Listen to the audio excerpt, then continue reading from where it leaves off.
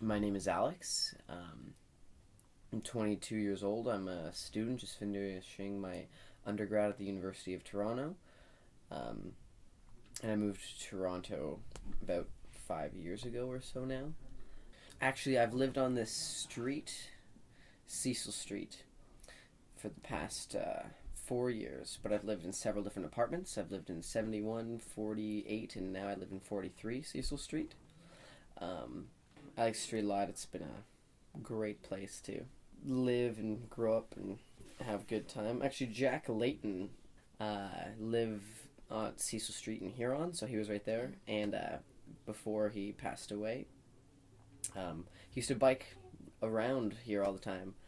And one time, actually, when we were hanging out, my friend had a big bong on the porch that he was smoking out of, and Jack Layton biked by, and he dinged his bell, and he's like, "Hey, boys!" And my friend like like coughed and exhaled this big puff of smoke, and he was like, "Oh, hey, Jack!" It was really funny.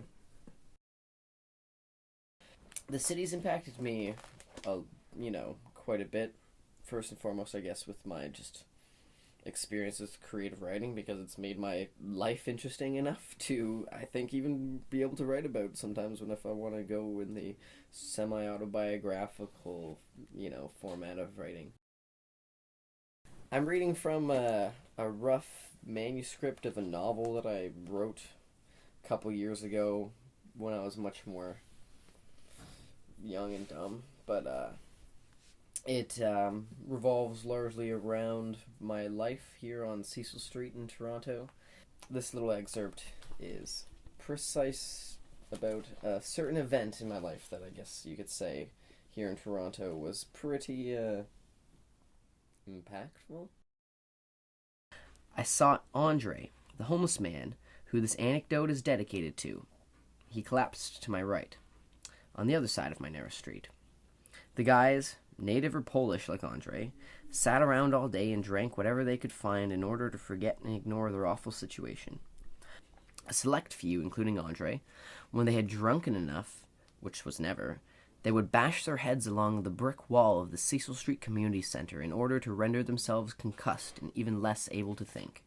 The thing was, when the men went to go skull bashing, they usually did it behind the building where I was unable to see them. But I always knew when they did it because of the sounds coming from back there. The sound of organic solid colliding with flat stone brick can be heard almost 50 meters away if hard enough. I contemplated hard about getting down on my knees, getting down in his stagnant piss and wrapping my mouth around his chapped lips and minty breath. But no matter how hard the contemplation, the life side lost. I froze.